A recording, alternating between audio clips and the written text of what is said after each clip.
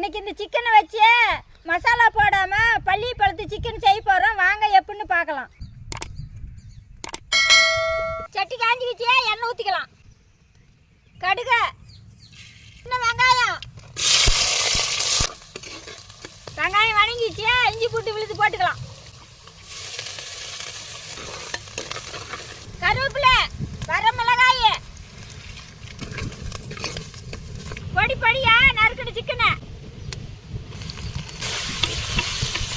தேங்காய் பருப்பு, மஞ்சத்தூள்,